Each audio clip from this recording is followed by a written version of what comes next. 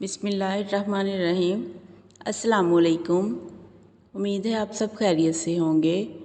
मेरे चैनल में आपको खुश आमदीद है। बच्चों, आज का हमारा उन्वान है, आज का हमारा मौजू है वाहद और जमा।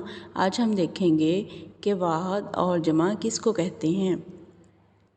तो बच्चों, वाहद किसी एक चीज़ को और जमा एक से ज़्यादा चीज़ों को कहते हैं। उसमें वो नाम भी हो सकती हैं और चीज़ें भी हो सकती हैं। मिसालें कुछ देख लेते हैं, जैसे जूता, तो एक जूता वाहद और इसकी जमा क्या होगी, जूते। कुर्सी, एक कुर्सी, ये वाहद है, एक चीज़ है, और इसकी जमा क्या होगी, कुर्सियाँ, ज़्यादा कुर्सियाँ। तो बच्चों, वाहद और जमा बनाने के कुछ असूल हैं, उनको हम साथ साथ जो है उन पे बात कर लेते हैं।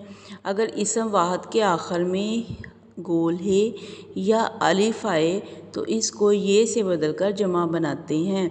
मसलन बच्चा, अब आप देख रहे हैं कि बच्चा के आखिर में गोल है। तो बच्चों, अगर हम इस गोल है को ख़त्म करके इसको हटा कर बड़ी ये लगा देंगे तो ये जमा बन जाएगी। जैसे बच्चा, बच्चे, देखिए हमने गोल है हटाई और बड़ी ये लगा दी तो ये जमा बन गई।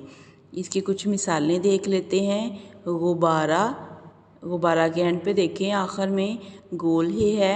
अगर हम इसको हटा कर इसकी जगह पर बड़ी ये लगाते हैं तो हमारा बन जाएगा गुब्बारे, गुब्बारा, गुब्बारे।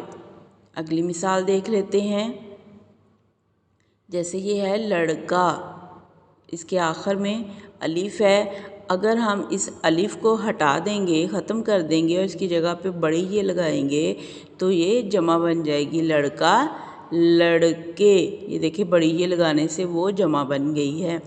तो बच्चों, इसका वाहद और जमा बनाने का अगला असूल उसको पढ़ लेते हैं। अगर इसम वाहद के आखिर में छोटी ये आए तो उसको ये अलिफ या और नून गुन्ना से तब्दील करके जमा बनाते हैं। मसलन कार, गाड़ी। तो गाड़ी का जो छोटी ये जो है, अगर हम इसको हटा देंगे और इसकी जगह पे हम ये अलिफ या और नून लगा देंगे तो ये जमा बन जाएगी, गाड़ी, गाड़ियाँ। अगली मिसाल है लड़की, ये देखिए छोटी ये है आखिर में, और अगर हम इसको हटा कर ये अलिफ या और नून गुन्ना लगा देंगे तो ये जमा बन जाएगी, लड़की, लड़कियाँ। तो बच्चों, कुछ असूल हैं वाहद और जमा बनाने के बाद इसम वाहद के आखिर में ये नून गुन्ना लगा दें तो जमा बन जाती है।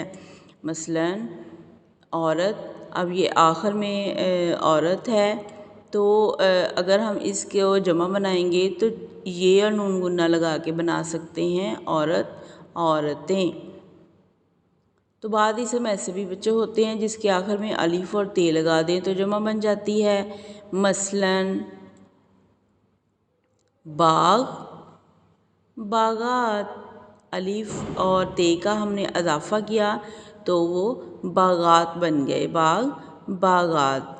और कुछ एक असूल हमारा ये भी है कि अगर वाहद इसम के आखिर में अलिफ या अलिफ नून गुन्ना आए तो हम हमज़ा ये और नून गुन्ना लगा देंगे तो वो जमा बन जाएगी, आ आएगा। तो अब ये देखें हमारे आखिर में अलिफ है और अगर हम इस अलिफ को हटा देंगे और ये ए लगाएंगे, मतलब हमज़ा ये और नून गुन्ना, तो ये हमारी जमा बन जाएगी, दुआ, दुआएं।